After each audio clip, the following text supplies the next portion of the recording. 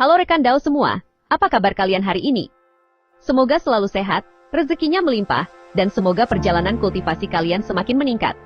Selamat datang kembali bersama Mimin, di channel yang membahas tuntas dunia Record of a Mortal's Journey to Immortality, mulai dari review episode, spoiler, hingga fakta, teori dan lore menarik yang mungkin belum banyak diketahui. Pada video kali ini, Mimin akan membahas spoiler episode 185.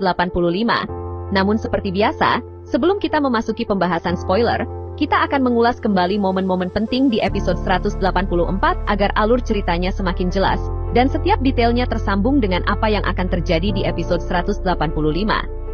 Jadi, siapkan secangkir teh spiritual kalian, tenangkan hati, kumpulkan ki, dan mari kita mulai perjalanan kultivasi hari ini. Episode 184 dibuka dengan Hanli yang langsung menekan Bai Shujun menggunakan tekanan spiritual untuk menginterogasinya. Namun, Hanli ternyata sudah menyadari sejak awal bahwa masih ada seseorang yang bersembunyi di sekitar mereka. Karena itu, ia langsung meminta orang tersebut untuk keluar dari persembunyiannya. Ternyata, sosok itu adalah Lu Weiying, salah satu tetua dari Sekte Puncak Surga. Setelah menampakkan diri, Lu Weiying langsung memperkenalkan dirinya kepada Hanli sekaligus menyampaikan permintaan maaf atas kesalahpahaman yang sempat terjadi terhadap Hanli dan Mu Peiling. Di sela-sela percakapan mereka, ada satu momen yang cukup menarik. Tanpa sedikit pun menunjukkan rasa gentar, Hanli justru langsung menantang Lu Weiying untuk mengadu kemampuan. Meskipun pertarungan itu pada akhirnya tidak benar-benar terjadi, menurut Mimin, sikap Hanli ini menunjukkan betapa besar rasa percaya dirinya setelah berhasil menembus ranah jiwa baru. Dengan tenang, ia bahkan berani menantang sesama kultivator jiwa baru. Hal ini semakin membuktikan bahwa Hanli kini sudah berada di level yang berbeda dibanding sebelumnya. Setelah itu, Lu Weiying menyerahkan sebuah slip gio kepada Hanli yang berisi informasi mengenai lokasi pertemuan untuk membahas ekspedisi menuju lembah kejatuhan iblis bersama Marquis Nanlong. Usai menyampaikan pesan tersebut, Lu Weiying pun pergi. Setelah kepergian Lu Weiying, Hanli segera menanyakan keberadaan kakak seperguruannya, Senior Lu, kepada Mu Peiling. Mu Peiling pun memberitahu bahwa Senior Lu saat ini sedang berada di aula musyawarah kota Tiantian. Tanpa membuang waktu, Hanli langsung berangkat menuju tempat tersebut. Setibanya di depan aula musyawarah, Hanli sempat dihentikan oleh para penjaga yang memintanya memperkenalkan identitas. Setelah menyebutkan namanya, Hanli kemudian bertanya siapa yang memimpin rapat tersebut. Ternyata, rapat itu dipimpin oleh Wu Peng, seorang kultivator jiwa baru yang sebelumnya pernah ditemui Hanli di Sekte Bulan Bertopeng. Sesampainya di dalam aula musyawarah, Hanli langsung disambut hangat oleh Senior Lu dan bocah naga api. Namun, momen yang paling menarik di adegan ini tentu saja adalah kemunculan leluhur Linghu. Sosok yang dahulu pernah menjadikan Hanli sebagai umpan demi menyelamatkan Sekte Maple Kuning itu, akhirnya kembali muncul. Pertemuan kembali antara Hanli dan leluhur Linghu membuat suasana di aula menjadi semakin menarik. Selain kemunculan leluhur Linghu, ada satu karakter lain yang juga menarik perhatian Mimin, yaitu Gu Shuangfu. Sekilas ia memang terlihat seperti kultivator biasa yang ikut menghadiri pertemuan tersebut. Namun sebenarnya, Gu Shuangfu adalah mata-mata yang telah disusupi oleh suku Moulan. Bahkan bisa dibilang, ia merupakan kultivator suku Moulan yang sengaja menyamar untuk memata-matai para kultivator Tianan. Identitasnya baru akan terungkap setelah Hanli menyadari kejanggalan saat Gu Shuangfu diam-diam menggunakan transmisi suara. Momen inilah yang nantinya menjadi salah satu bagian penting dalam alur menuju arc perang Moulan. Setelah seluruh peserta berkumpul, Wu Peng mulai menjelaskan kondisi perang di garis depan. Ia mengungkapkan bahwa pos pertahanan lembah altar langit telah dihancurkan, dan kini berhasil dikuasai oleh pasukan Moulan yang dipimpin oleh wanita suci Le Sangxi bersama Mahaguru Kuyao. Menurut Wu Peng, dengan adanya 3 kultivator jiwa baru yang menjaga lembah altar langit, seharusnya mereka masih mampu bertahan hingga bala bantuan tiba. Namun, keadaan berubah drastis setelah muncul 2 kultivator misterius yang tidak diketahui asal-usulnya. Keduanya mampu membunuh kultivator jiwa baru Tianan dengan sangat mudah menggunakan teknik sesat yang bukan hanya merenggut nyawa korbannya, tetapi juga menyedot jiwa dan roh mereka. Kalau rekan Dao sudah mengikuti channel ini sejak awal, pasti sudah tahu siapa sebenarnya 2 kultivator misterius tersebut. Setelah mendengar penjelasan Wu Peng, Hanli pun angkat bicara. Ia mengatakan bahwa dirinya pernah membunuh beberapa kultivator misterius dengan teknik yang sama saat berada di negara Feng Yuan. Kultivator-kultivator itu membantai manusia biasa tanpa ampun, lalu menyedot jiwa mereka. Bahkan, mereka tidak membedakan antara kultivator Tianan maupun Moulan. Siapapun yang menghalangi jalan mereka akan dibunuh dan jiwanya diserap. Hal inilah yang membuat Hanli merasa heran. Menurutnya, Sangat tidak biasa bagi suku Molan untuk mengeluarkan kartu truf mereka sejak awal peperangan. Pendapat Han Li membuat seluruh kultivator di aula ikut merasa janggal. Seolah-olah pihak Molan sedang berusaha mengakhiri perang secepat mungkin. Padahal, berdasarkan kebiasaan peperangan antara Tianan dan Molan, kedua belah pihak biasanya bertempur secara bertahap untuk meminimalkan kerugian. Wu Peng pun sependapat dengan dugaan tersebut. Menurutnya, pengerahan seluruh kekuatan suku Molan, beserta serangan besar-besaran yang mereka lakukan pasti memiliki tujuan lain yang masih belum diketahui. Jelas, ada sesuatu yang sedang mereka sembunyikan di balik perang kali ini. Setelah menjelaskan situasi perang, Wu Peng meminta seluruh sekte besar di Tianan untuk mengirimkan kekuatan mereka guna mempertahankan kota Tiantian dari serangan suku Molan. Disinilah muncul salah satu momen yang cukup menarik. Bocah naga api tiba-tiba melontarkan sindiran tajam kepada para kultivator dari aliran kebenaran dan aliran iblis. Menurutnya, saat menghadapi situasi yang begitu genting, kedua faksi yang biasanya saling bersaing dan selalu menunjukkan keangkuhan justru memilih diam. Bahkan, mereka terlihat ragu untuk mengambil tindakan. Bocah naga api yang dikenal berwatak keras pun semakin geram. Ia secara terang-terangan menantang para kultivator dari kedua aliran tersebut, hingga suasana di dalam aula musyawarah menjadi semakin tegang. Nah rekan Dao, di bagian ini Mimin jadi penasaran. Kemana sebenarnya Wei Wuya sebagai pemimpin aliansi 9 negara? Dengan statusnya sebagai salah satu dari 3 kultivator agung Tianan, mengapa ia tidak langsung turun tangan untuk mengatasi situasi genting ini? Menurut kalian bagaimana? Coba tuliskan pendapat kalian di kolom komentar. Setelah rapat selesai, suasana pun beralih keluar aula musyawarah. Han Li, Senior Lu, dan bocah naga api sempat berbincang sejenak mengenai situasi yang sedang mereka hadapi. Tak lama kemudian, Han Li berpamitan kepada mereka karena ingin menemui seorang kenalan lamanya, yaitu leluhur Ling Hu. Pertemuan kembali antara Han Li dan leluhur Ling Hu inilah yang menjadi penutup episode 184 sekaligus membuka jalan menuju peristiwa penting di episode berikutnya. Kalau Mimin mengacu pada preview episode 185, di adegan pertama Han Li diperlihatkan berjalan memasuki sekte Maple Kuning dengan tenang.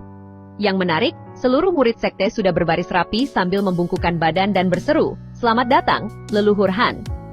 Adegan ini menunjukkan bahwa status Han Li kini telah berubah drastis. Dulu ia hanyalah seorang murid biasa di sekte Maple Kuning, bahkan sering dipandang sebelah mata.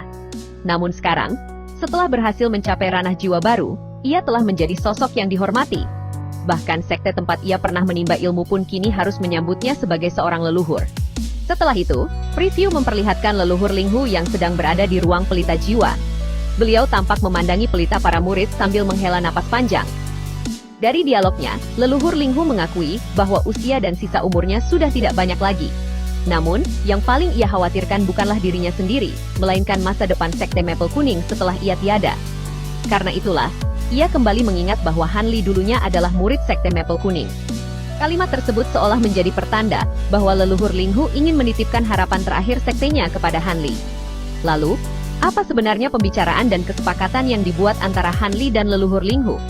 Mari Mimin bahas sesuai alur yang ada di novel. Setelah penyambutan itu, Han Li kemudian menemui leluhur Ling Hu di sebuah ruangan khusus. Saat memasuki ruangan, Han Li melihat leluhur Ling Hu sudah duduk tenang di depan meja segi 8 sambil menikmati secangkir teh spiritual.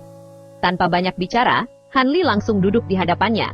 Rupanya, secangkir teh juga telah disiapkan khusus untuknya. Leluhur Ling Hu hanya melambaikan tangan. Teko teh pun melayang dengan sendirinya dan menuangkan teh ke dalam cangkir Han Li.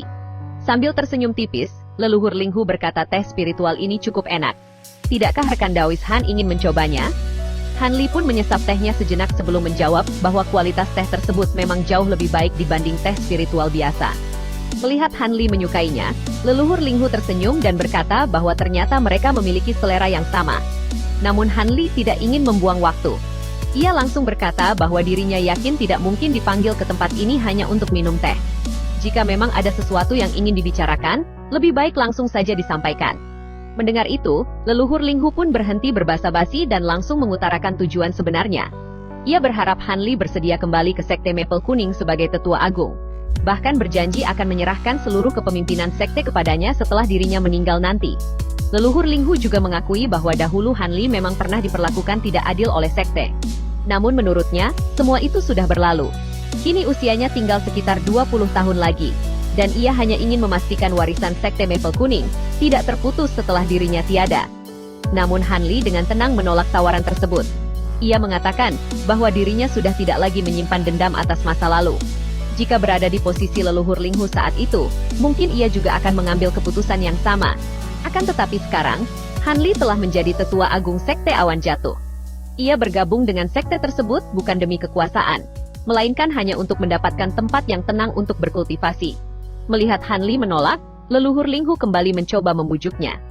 Menurutnya, jika Han Li menjadi satu-satunya penguasa Sekte Maple Kuning, maka ia akan memiliki kekuasaan penuh, lebih mudah memperoleh berbagai bahan kultivasi langka, serta mendapatkan kedudukan yang jauh lebih tinggi di dunia kultivasi.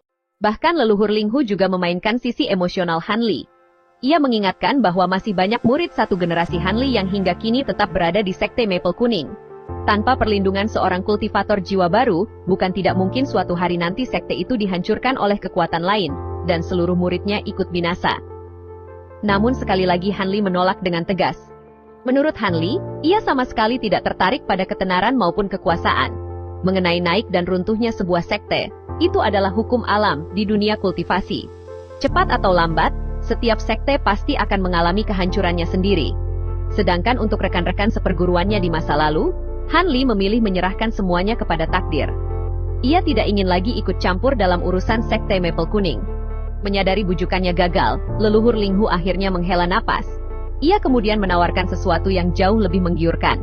Apabila Han Li bersedia menjadi tetua agung Sekte Maple Kuning, maka seluruh harta dan koleksi yang telah ia kumpulkan selama lebih dari 1000 tahun akan diwariskan kepada Han Li.